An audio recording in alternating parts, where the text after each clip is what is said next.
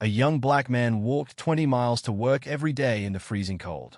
When the investigating officer discovered the real reason for his daily journey, the whole community fell silent. The alarm buzzed at 4 a.m.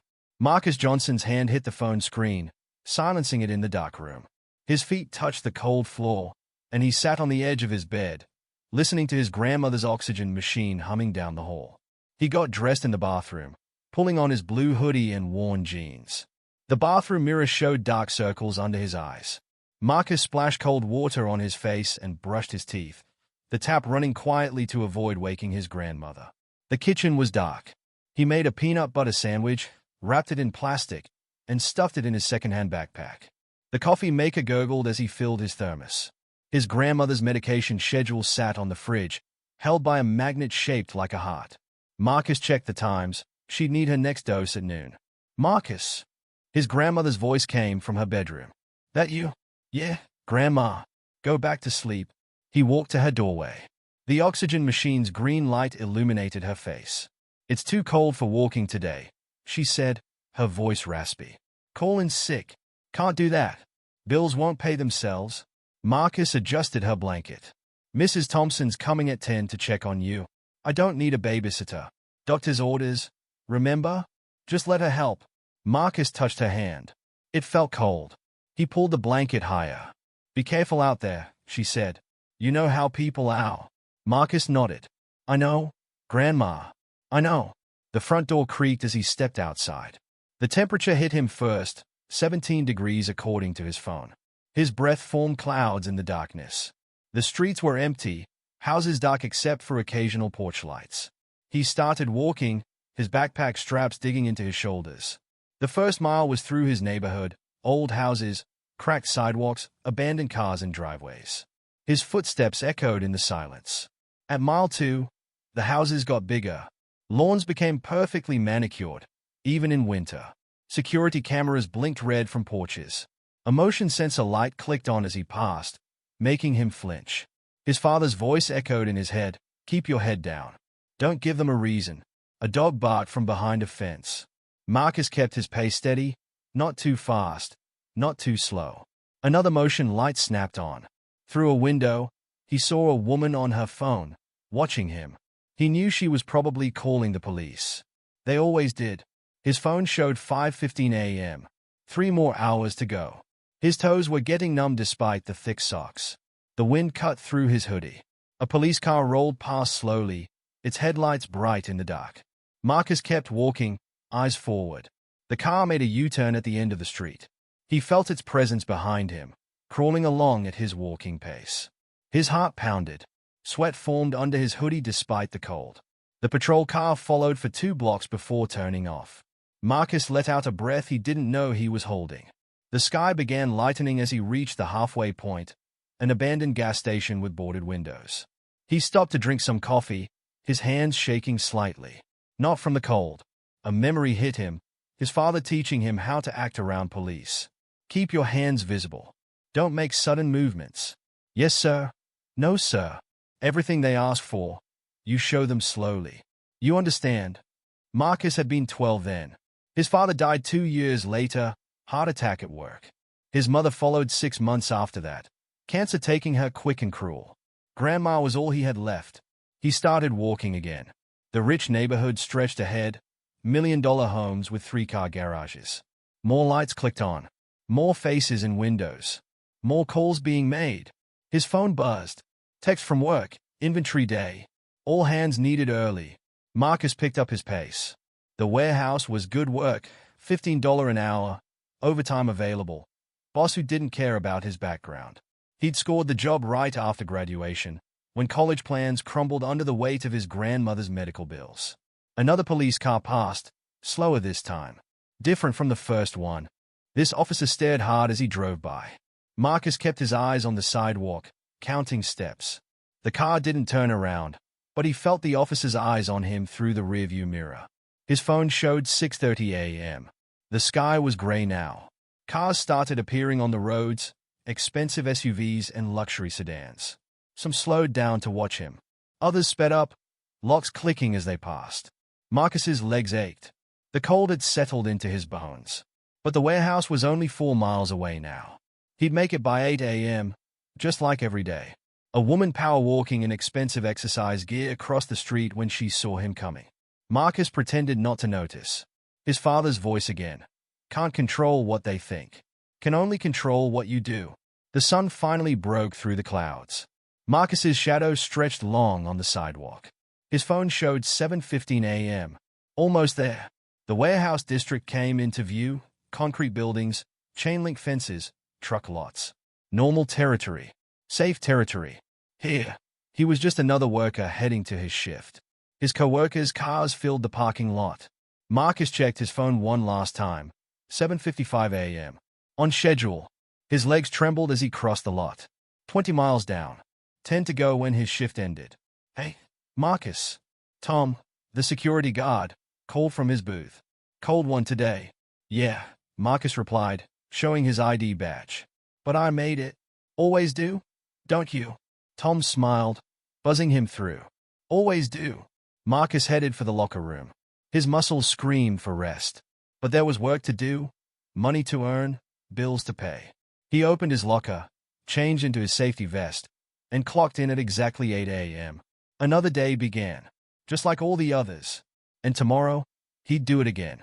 Officer James Sullivan sat in the morning briefing room, steam rising from his coffee cup. The night shift sergeant stood at the front, flipping through report summaries on the projector screen. And finally, the sergeant said, "We're still getting calls about a suspicious male walking through Oakwood Heights in the early morning hours. Black male, early 20s, blue hoodie, brown backpack." Sullivan took another sip of coffee. How long's this been going on? 2 weeks of consistent calls. Different residents, same description, same time frame. Between 5 o'clock and 7 a.m. The dispatch radio crackled. Units in District 4, another call about the suspicious male on Maple Drive. Caller states subject is walking southbound, wearing blue hoodie. Sullivan grabbed his keys. "I'll take it." The patrol car's heater blasted as he pulled out of the station. The sun hadn't risen yet, and frost covered the sidewalks. He turned onto Maple Drive, scanning the street. There, a figure walking steadily south, exactly as described. Blue hoodie, brown backpack, breath visible in the cold air. Sullivan slowed the car, maintaining distance. The young man didn't change his pace. Didn't look back. Just kept walking, one foot in front of the other. Sullivan ran the mental checklist. No furtive movements. No casing houses. No suspicious behavior besides walking. His radio crackled again. "Dispatch to 4 to 17. Go ahead," Sullivan responded. Another caller from 1242 Oakwood reporting same subject.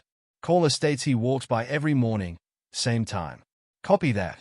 I have eyes on him now. Following to observe. The young man turned onto Oakwood Heights Main Street. $1 million homes lined both sides.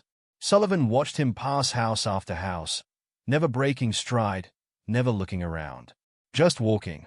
At the station after his shift, Sullivan pulled up the call history. 27 calls in 2 weeks, all about the same person. He clicked through the complaints. Suspicious male walking through neighborhood. Unknown subject passing houses before dawn. Suspicious person. Seems to be casing houses. None reported actual criminal activity. Just walking. Sullivan ran a search through the police database. No matches for crimes in the area. No burglaries. No break-ins. Nothing matching the time frame. "Hey, Jim." Officer Martinez stopped at his desk. "You took that call about the walker?" "Yeah. You seen him before. Couple times on night shift.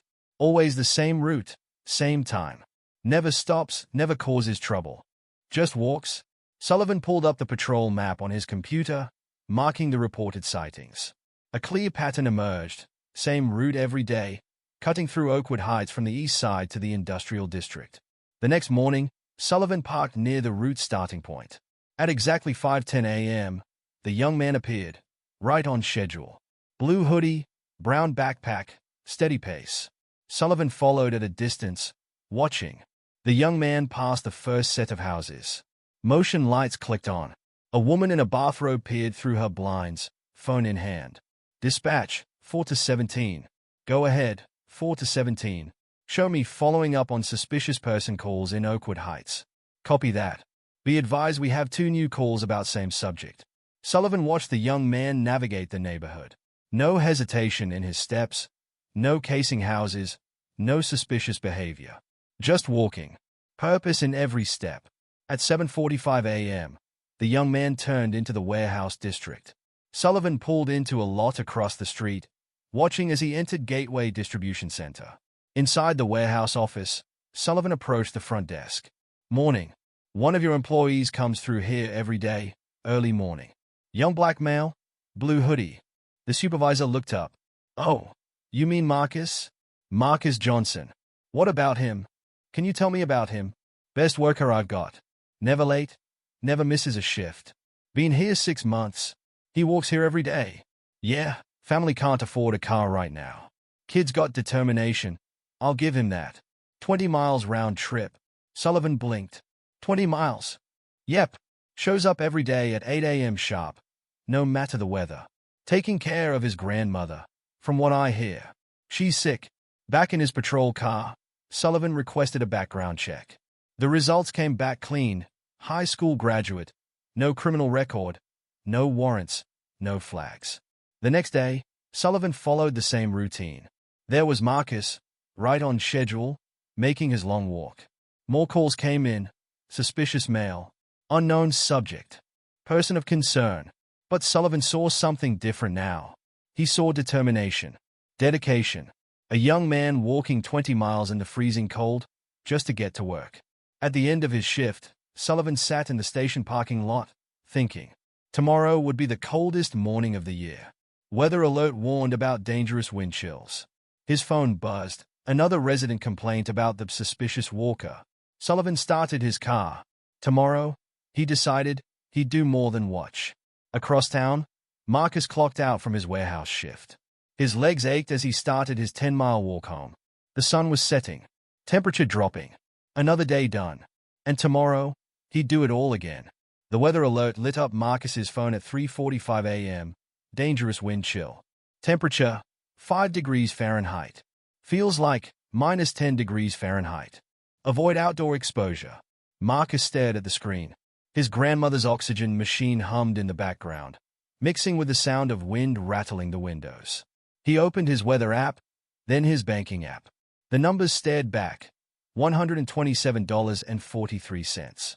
Grandmother's medication would take most of that next week. "Marcus." His grandmother called from her room. "You up?" He walked to her doorway. "Yeah, Grandma. Look at your phone. It's too cold." She tried to sit up, coughing. "Calling sick. Can't afford to." "You can't afford frostbite either." Marcus adjusted her oxygen tube. "I'll bundle up. Extra socks, 2 hoodies. Stubborn like your father." She squeezed his hand. "Be careful." In the kitchen, Marcus made coffee, doubling the usual amount in his thermos. He pulled on 2 pairs of socks, thermal underwear under his jeans, and laid his hoodies. His work clothes went into his backpack. The front door opened to Arctic air. Marcus pulled his hood tight, shouldered his backpack, and stepped into the darkness. The cold hit like a punch. His nose burned with each breath. But he started walking, the same way he had every day for 6 months. 3 blocks in, his phone buzzed. Text from work, weather alert. Use caution commuting. Marcus kept walking. The streets were emptier than usual. No cars. No early morning joggers. Just him and the wind. At the corner of Pine and 4th, an elderly woman struggled with her car, scraping ice from the windshield. She dropped her scraper, and it skidded across the ice. Marcus approached slowly. "Need help?" She startled, clutching her coat. Then she saw his face in the street light. "Oh, yes, thank you. My scraper." He retrieved it, cleared her windshield, and made sure her car started before continuing his walk. Behind him, a police cruiser rolled silently. Officer Sullivan watched the interaction through his windshield, making notes on his pad. Marcus entered Oakwood Heights. Motion lights snapped on. A man walking his dog crossed the street. Faces appeared in windows. His phone buzzed again. Another work text. All shifts still required. Inventory must be completed. The wind picked up. Marcus's legs felt heavy. 5 miles in, and he could barely feel his toes. He stopped under a street light, stamping his feet to restore circulation. The police cruiser passed slowly. Marcus recognized it. The same one he'd seen all week. Same officer watching from behind the wheel. His father's voice echoed, "They'll follow you. Let them. Just keep walking your straight line." So he did, one foot in front of the other, mile after mile. At the halfway point, Marcus stumbled. His legs buckled, numb from cold. He caught himself against a fence, breathing hard. The police cruiser appeared again, slowing beside him. Marcus straightened up, kept walking. The car paced him for 2 blocks before turning off. 7 miles in, Marcus couldn't feel his fingers. He stopped again, tucking his hands into his armpits. The wind cut through his layers like they were paper. A memory hit him. His father walking 3 miles to work after their car broke down. "No excuses," he'd said. "You get there how you can." Marcus checked his phone. 6:30 a.m. Still on schedule? Barely. His pace had slowed in the cold. More houses. More lights. More calls being made. He saw the residents through their windows, staring at their phones, watching him pass. The police cruiser reappeared. Marcus felt the officer's eyes on him. The car stayed longer this time, following for 5 blocks before turning away. 8 miles in, Marcus's vision blurred. The cold had seeped into his bones. His legs moved mechanically, without feeling. He reached the warehouse district as dawn broke. The sun offered no warmth. His clothes felt stiff with cold. The security guard's booth was empty, too cold even for Tom's usual greeting. Marcus fumbled with his ID badge, fingers clumsy. Inside, he collapsed onto a bench in the locker room. His body shook uncontrollably. Other workers stared as they passed. "Jesus, Marcus," his supervisor said from the doorway. "You walked in this?" Marcus nodded, unable to speak through chattering teeth. "Get changed. Take 15 to warm up." In the break room, Marcus hugged his coffee cup, feeling returning painfully to his fingers. Through the window, he saw the police cruiser parked across the street. The officer sat there for a long time, writing in his notebook. Then he drove away. Marcus finished his coffee and stood up. His legs still shook. But there was work to do. Tomorrow would be just as cold. The walk would be just as long. But he'd do it again. Because that's what you did when there were bills to pay and no other way to pay them. One foot in front of the other, mile after mile. Just like his father taught him. The red and blue lights flashed in the pre-dawn darkness, reflecting off the frost-covered ground. Marcus's heart hammered against his ribs as the police cruiser's spotlight hit his back. "Stop right there," Officer Sullivan called through his PA system. "Turn around slowly, hands where I can see them." Marcus stopped. His father's voice rang in his head, hands visible. "Move slow. Stay calm." He turned, palms raised at shoulder height, backpack heavy on his shoulders. Sullivan stepped out of his car, one hand resting on his holster. The temperature gauge in his cruiser had read 3 degrees Fahrenheit when he pulled up behind Marcus. "Take the backpack off." Slowly, Sullivan ordered. Marcus complied, letting the bag slide down his arms. It hit the ground with a soft thud. "How long you been making this walk?" Sullivan asked, approaching cautiously. 6 months, sir." Marcus's breath formed clouds in the freezing air. "ID? In my front pocket, sir." "Left side. Take it out.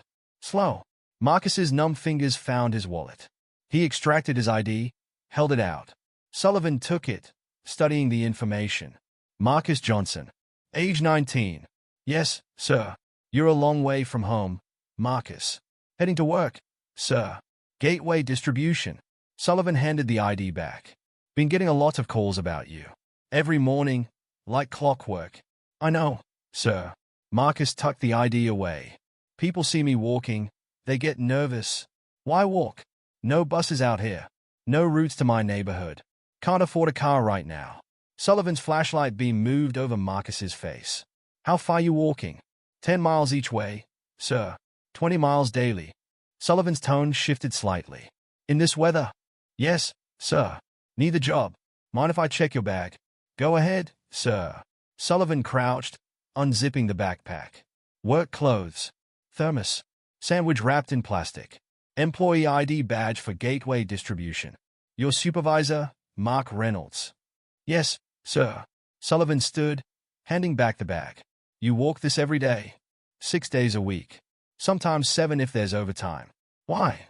Marcus adjusted his hoodie. "Grandmother's sick. Medical bills. I'm all she's got left." Sullivan was quiet for a moment. The wind whipped between them, bitter cold. What time you start work? 8 a.m., sir. It's 5:30 now. You've got a long way to go. Yes, sir. May I continue? Sullivan studied him.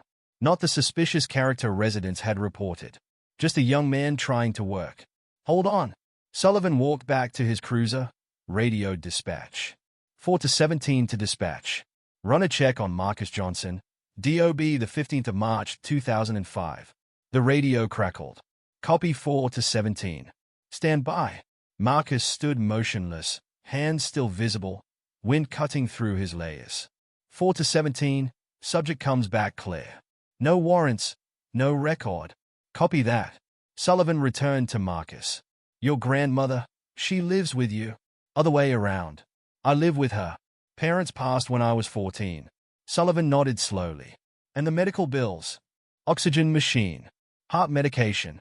Insurance only covers part. Another pause. The sky was lightening slightly. Early dawn painting everything gray. You got family that could help? Other options? No, sir. Just me and Grandma now. Sullivan looked down the empty street, then back at Marcus. You know people call about you every day? Yes, sir. I try to keep my head down. Walk straight. Don't stop. Your father teach you that? Marcus's expression shifted slightly. Yes, sir. He did. Sullivan's radio crackled. 4 to 17. Got a 415 in progress at Oak and 3rd. Copy that. Sullivan keyed his radio. Show me en route. He turned back to Marcus. You be careful in this cold. Yes, sir. Thank you, sir. Sullivan walked to his cruiser, then stopped. Marcus. Sir. Next time someone gives you trouble, you call us. Ask for Officer Sullivan. Marcus nodded, surprised. I will, sir. Sullivan watched in his rearview mirror as Marcus shouldered his backpack and resumed walking. The same steady pace. The same straight line. The radio crackled again. 4 to 17. What's your status on that 415?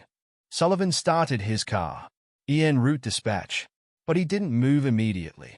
He sat watching Marcus's figure grow smaller in the distance, thinking about 20-mile walks in freezing weather.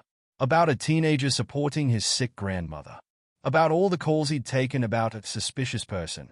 4 to 17. Dispatch. Status check. Sullivan put the car in drive. 4 to 17. Responding. He pulled away, but his thoughts stayed with Marcus, walking his long road in the dark. Later that day, Sullivan pulled into Gateway Distribution's parking lot. The supervisor, Mark Reynolds, confirmed everything. Marcus never missed a shift. Always on time. Best worker on the floor. Kid's got more determination than anyone I've ever seen, Reynolds said. 20 miles a day. Can you believe that? Sullivan could. He'd seen it in Marcus's eyes. The same look his own father had had, working 2 jobs to put food on the table. That night, writing his report, Sullivan left out the suspicious person calls. Instead, he wrote a single line. Subject verified as employee commuting to work. No further action required. Across town, Marcus soaked his feet in hot water, muscles aching. Tomorrow he'd do it again. The same walk, the same road. But something had changed. Someone had seen him, really seen him, for the first time in 6 months. He wasn't just a suspicious figure anymore. He was Marcus Johnson, walking his 20 miles. And that made all the difference. Officer Sullivan sat in his patrol car outside Gateway Distribution, watching workers arrive for the morning shift. His computer screen displayed Marcus Johnson's employee file, perfect attendance, overtime hours, glowing performance reviews. Car 4 to 17, his radio crackled. Go ahead, Sullivan responded. Call from Memorial Hospital. Mrs. Eleanor Johnson requesting police assistance. Sullivan straightened. Eleanor Johnson. Affirmative. Marcus Johnson's grandmother. I'll take it. The hospital corridor smelled of disinfectant. Sullivan found room 213, where an elderly woman lay connected to monitors. Her oxygen machine hummed, the same sound he'd heard Marcus describe. Mrs. Johnson? I'm Officer Sullivan. She turned weakly. Marcus? Is he okay? He's fine. What's wrong? They want to keep me overnight. Marcus doesn't know. He'll walk home in the dark if nobody tells him. Sullivan checked his watch, 2:30 p.m. I'll let him know personally. You're the officer who stopped him. Yes? She studied him. He said you were different. Said you actually listened. Gateway's warehouse was busy when Sullivan arrived. Marcus worked at a packing station, sweat visible on his face despite the cold building. Johnson, Sullivan called.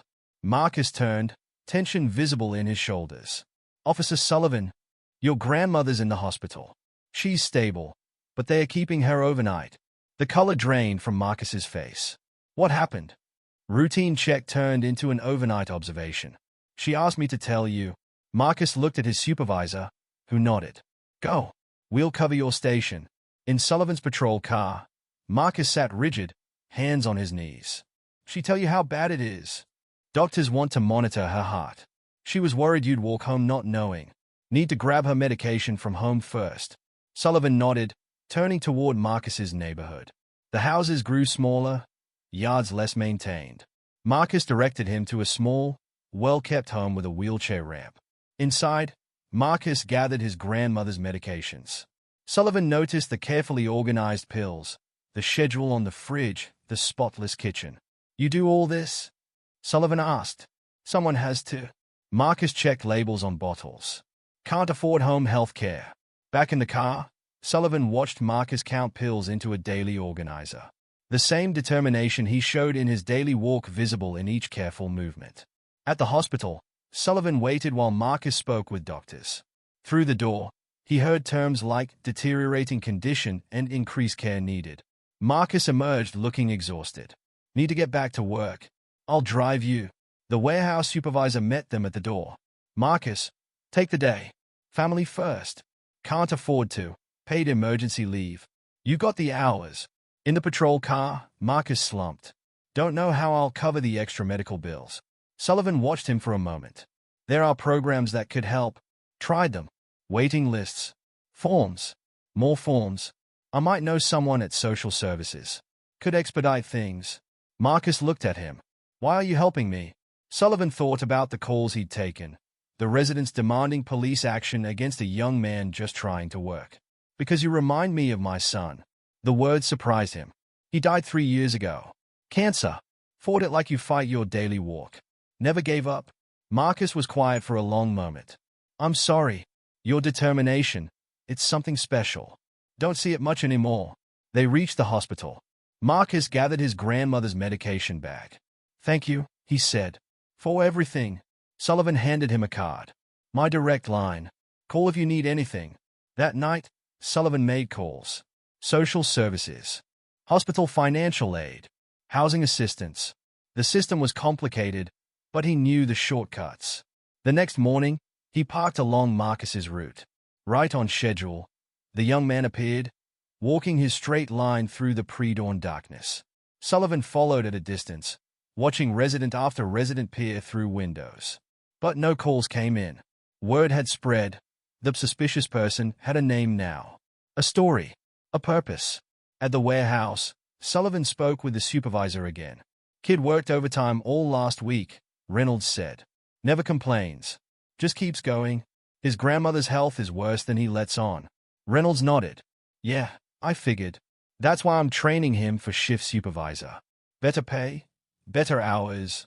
Sullivan left feeling something he hadn't felt in years. Hope. Not just for Marcus, but for himself. For the community he served. His radio crackled. Another suspicious person call, different neighborhood. This time, he'd ask questions first. Listen before judging. Because Marcus had taught him something. Behind every suspicious person was a story. You just had to take the time to hear it. That evening, he stopped by the hospital. Found Marcus asleep in a chair beside his grandmother's bed, still in his work clothes. Mrs. Johnson was awake. He walked here after his shift, she whispered. He won't have to walk much longer, Sullivan replied. Things are going to change. She smiled weakly. They already have. Because of you. Sullivan left quietly, letting them rest. In his car, he looked at the hospital building, thinking about his son. About determination. About judgment and understanding. Tomorrow, Marcus would walk his 20 miles again. But he wouldn't walk alone anymore. Someone was watching out for him now. Someone who finally saw the truth behind his motion. The thermometer read 0 degrees. Wind chill, -20. The coldest morning of the year. Marcus stood in his kitchen, staring at his phone's weather alert. His body ached from yesterday's double shift. His grandmother's hospital bill lay on the table. $4,327 after insurance. He pulled on 3 pairs of socks, 2 sets of thermal underwear, and both his hoodies. His fingers trembled as he tied his boots. The walk started like any other. Dark, cold, empty streets. By mile 2, he couldn't feel his toes. The wind cut through his layers like razors. His breathing came in sharp gasps. Officer Sullivan found him at mile 4, collapsed against a fence post. Marcus! Sullivan jumped out of his patrol car. Jesus Christ! Marcus tried to stand. His legs wouldn't cooperate. I'm fine. Need to get to work. You're not fine. You're hypothermic. Sullivan grabbed Marcus's arm. His skin felt like ice. Get in the car. Can't. Miss work. Car. Now. That's an order. In the patrol car's warmth, Marcus shivered violently. Sullivan cranked the heat, calling dispatch. 4 to 17 to dispatch. I need EMS at Oakenforth. No hospital, Marcus mumbled. Can't afford. Shut up and let me help you. The ambulance arrived 5 minutes later. The EMTs found Marcus's core temperature at 95 degrees, moderate hypothermia. He needs to go in, one EMT said. No. Marcus tried to get up. Grandma's bills? Can't. Sullivan pushed him back down. I'm calling your supervisor. The call was brief. Reynolds immediately approved paid emergency leave. In the ER, doctors wrapped Marcus in warming blankets. Sullivan sat beside him, watching the color slowly return to his face. Why didn't you call in? Sullivan asked. Had to try. Marcus's voice was weak. Bills keep coming. You could have died out there. Dad never missed a day, even when he was sick. Your father wouldn't want you killing yourself. Tears formed in Marcus's eyes. You don't know what he'd want. He's gone. Sullivan leaned forward. Tell me about him. Marcus was quiet for a long moment. He worked construction. 2 jobs sometimes. Never complained. Mom got sick. Cancer. He took extra shifts to pay for treatment. What happened? Heart attack at work. Doctor said stress killed him. Mom died 6 months later. Cancer won. Marcus wiped his eyes. Grandma's all I got left. Sullivan thought about his own son. About watching him fight until his last breath. Your father taught you about determination, Sullivan said. But he also taught you about survival. You think he'd want you freezing to death on the street? Marcus stared at his hands. Just trying to do right by them. I know. But you can't help anyone if you're dead. A nurse entered with discharge papers. Temperature's normal. But no walking in this weather. I'll drive him, Sullivan said. In the patrol car. Marcus sat quietly, still wrapped in a hospital blanket. I'm making some calls, Sullivan said. There's a program that helps with medical bills. And a church group that provides transportation. Why are you doing all this? Sullivan gripped the steering wheel.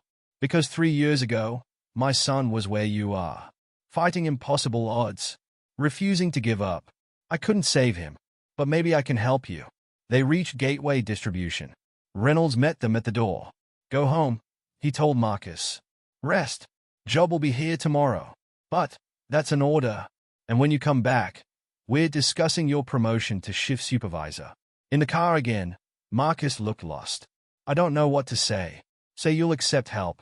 Say you'll stop trying to carry everything alone. They drove to the hospital where Mrs. Johnson was still recovering. She took one look at her grandson and knew. You walked in this weather? Her voice cracked. Officer Sullivan stopped mid. Marcus took her hand. I'm okay. You're not okay. She looked at Sullivan. Thank you for watching out for him. Just doing my job. But it was more than that. They all knew it. Later, writing his report, Sullivan made some calls. The police department had a community assistance fund. The hospital had a hardship program. The local church ran a volunteer driver network. Help was available. Sometimes people just needed someone to guide them to it. His radio crackled. Another call about a suspicious person. Sullivan started his car, but his approach would be different now. Everyone had a story. Everyone had battles they were fighting. Sometimes they just needed someone to listen, to understand, to help them find a better way. Because determination was admirable, but it didn't have to mean walking alone. Officer Sullivan adjusted his patrol route. Every morning at 4:45 a.m., he parked near Marcus's street, headlights off, waiting. Right on schedule, Marcus emerged from his house. 2 hoodies now instead of 1.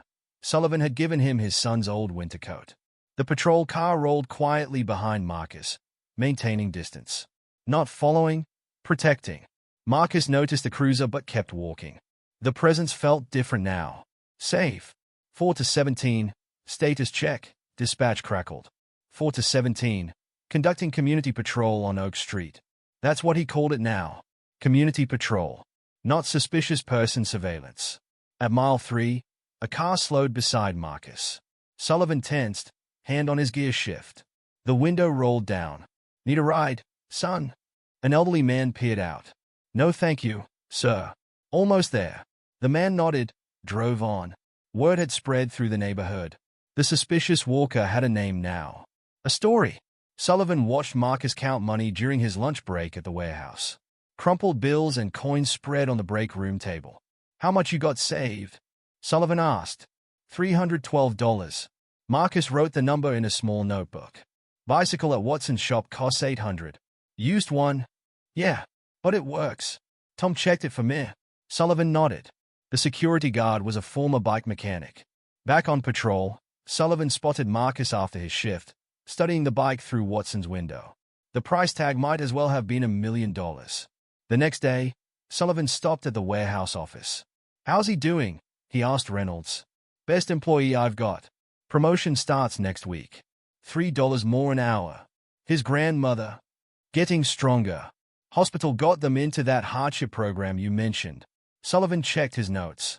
Church volunteer drove Marcus to visit her every evening now. One burden lifted. That afternoon, Sullivan parked across from Watson's shop. The owner recognized him. Hey, about the blue Schwinn? Maybe. Kid's been saving for it. Marcus? Good boy. Comes by every day to look. How firm is that price? The owner smiled. For him? Could probably work something out. Marcus's notebook showed his calculations. Daily expenses. Grandmother's medicine. Hospital payments. Bus fare wasn't an option. No routes to his area. But a bicycle, that would change everything. Sullivan watched him walk day after day. The determination never wavered. Rain, snow, freezing wind. Marcus kept moving. The neighborhood changed too. Fewer calls. More waves. Some residents left bottles of water by their fences for him. You've got guardians now, Sullivan told him one morning. Marcus nodded toward the patrol car. Got one since day one. Just didn't know it. Sullivan thought about that during his shifts. About judgment and assumptions. About looking deeper. One morning, he spotted Marcus at Watson's again. The savings notebook showed $700 now. Sullivan entered the shop. The owner smiled. Price just dropped to $700, he said. Funny timing. The next day, Marcus counted his money one last time. $700 exactly. The bicycle was his. Sullivan watched from his cruiser as Marcus wheeled it out of the shop. Solid blue frame. New tires. Sturdy rack for his backpack. Thank you, Marcus said. For what? You know what? Sullivan nodded. Some things didn't need words. The next morning, Sullivan waited at his usual spot. Different sound now, bicycle wheels on pavement instead of footsteps. Marcus pedaled past, steady and strong. The journey that once took 4 hours now took 1. But Sullivan still watched, still followed, still guarded. Some habits were worth keeping. At the warehouse, Reynolds met Marcus outside. Shift supervisor starts today, he said. Ready. Been ready. Sullivan drove past, saw Marcus locking his bike. The blue frame caught the morning sun. 4 to 17, got a suspicious person call. Location? Sullivan asked. Cedar Street. Male subject walking. Copy that. Show me en route. He turned his car around, but his mind stayed on Marcus. On changes. On growth. Tomorrow would be different. Easier. Faster. But Sullivan would still be there. Still watching. Still guarding. Because some stories deserved a better ending. And sometimes, being a good officer meant being a silent guardian. Watching. Protecting. Understanding. One morning at a time. Marcus stood before the new warehouse employees, his supervisor badge catching the fluorescent light. First rule, he said, we show up. Every day. No excuses. 20 faces looked back at him. One caught his attention, a young man, worn hoodie, tired eyes. "How far you live, James?" Marcus asked. 8 miles, James answered. "No car right now." Marcus nodded. "See me after orientation." Officer Sullivan watched through the warehouse window. His patrol car idled in the lot. 4 to 17, status check, dispatch called. 4 to 17, conducting community outreach at Gateway Distribution. That's what he called these visits now. Outreach. Building bridges. Inside, Marcus handed James a card. "Church Volunteer Network. They'll help with rides until you get on your feet." "Why are you helping me?" "Because someone helped me once. Changed everything." Sullivan smiled, remembering the calls. The suspicion. The judgment. Now Marcus trained new employees, showed them a better way. Later that day, Sullivan's radio crackled. "Units respond to Memorial Hospital. Mrs. Eleanor Johnson." His heart stopped. Then, being discharged. Requesting escort home. At the hospital, Mrs. Johnson sat in a wheelchair, looking stronger than she had in months. "Officer Sullivan." She smiled. "Had to thank you in person." "For what?" "For seeing my grandson." Really seeing him. Marcus arrived on his bicycle, work clothes still on. "Grandma, you didn't have to call him." "Yes, I did. Some things need saying." Sullivan helped her into the church volunteers' car. Watched them drive away. Back at the station, Sullivan drafted new community policing guidelines. "Look deeper," he wrote. "Listen first. Judge last." The police chief read them. "This about the walker. About all of them. Every suspicious person call. Every assumption we make. Because of one kid. Because of what he taught us." The chief signed the new guidelines. "Train the other officers." So Sullivan did. He told Marcus's story. Showed them the difference between watching and seeing. Some officers changed their approach. Started asking questions before making judgments. The calls changed too. Less suspicious person. More community member. One morning, Sullivan spotted Marcus helping another cyclist fix a chain. The same spot where he'd once collapsed from cold. "Full circle," Sullivan said later. "What do you mean?" Marcus asked. "You're the guardian now." Marcus looked at his bicycle, then at the warehouse where he'd started as a simple worker. "Learn it from the best," he said. Sullivan patched a call at dispatch. 4 to 17, suspicious person report. The same old call, but different response now. Subject's name? Unknown male walking. Copy that. Responding to assist community member. Small change. Big difference. At shift end, Sullivan drove past Watson's shop. The owner waved. "Got another bike," he said. "For that new kid." "James." "Put it on hold," Sullivan said. "He'll get there, just like Marcus had. One step at a time. One pedal at a time. One change at a time." Because sometimes the best policing wasn't about enforcement. It was about understanding, helping, guarding, until they could ride on their own. 1 year later, Marcus pedaled his blue Schwinn down Oak Street. The morning air was crisp, but not bitter. Spring brought new warmth, new beginnings. Officer Sullivan's patrol car rolled quietly behind him, their morning ritual unchanged. "Morning, Marcus," Sullivan called through his open window. "Morning, Officer Sullivan." "Quiet night." "Always is these days." The neighborhood had changed. Houses that once called police now left water bottles and snacks on their porches for early morning commuters. Signs appeared in yards. "Community watch. We look out for each other." Marcus braked at a corner, watching a young man trudge past. Heavy backpack, worn shoes, determined face. "Hey," Marcus called. "Where you headed?" "Factory on 8th. Car broke down." Marcus looked at Sullivan, who nodded. "Wait here," Marcus said. "I know some people who can help." At the warehouse, Marcus's office door bore a new sign. Assistant Manager, Marcus Johnson.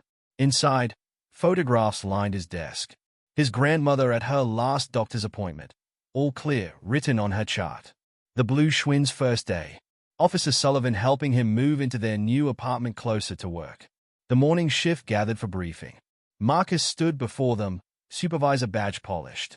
"Remember," he said, "everyone's fighting their own battle. Our job isn't just work, it's helping each other through." Sullivan watched from the doorway, remembering a different briefing room. Different assumptions. Different times. 4 to 17, his radio crackled. Go ahead. Community assistance request at Oak and 4th. Not suspicious person. Not unknown subject. Community assistance. The words mattered. Marcus finished his shift and cycled to Memorial Hospital. Not for his grandmother now. She volunteered there, helping families navigate financial assistance programs. Officer Sullivan called, she told him. Said you helped someone today. Learn it from the best. She hugged him. Your father would be proud. Both of them would. Because Sullivan had become a second father. Guide. Guardian. Friend. At the police station, Sullivan updated the community board. Photos showed neighborhood gatherings, assistance programs, success stories. Marcus's story stayed front and center. Reminder and inspiration. The chief stopped by. Got the quarterly numbers. Suspicious person calls down 80%. Community assistance calls up 60, Sullivan added. Because of one person walking to work. Because we learned to see differently. That evening, Sullivan drove past Watson's shop. The owner worked on another bicycle.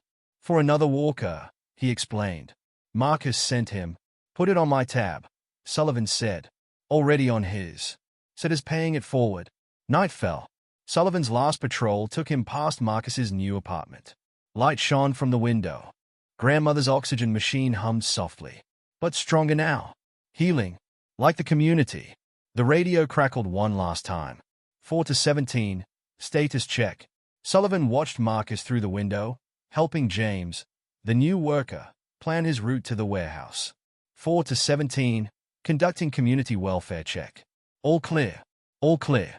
Morning would come again. Marcus would ride his blue Schwinn. Sullivan would follow in his cruiser. But the road ahead looked different now. Because one person's determination had changed everything. One officer's understanding had shifted perspectives.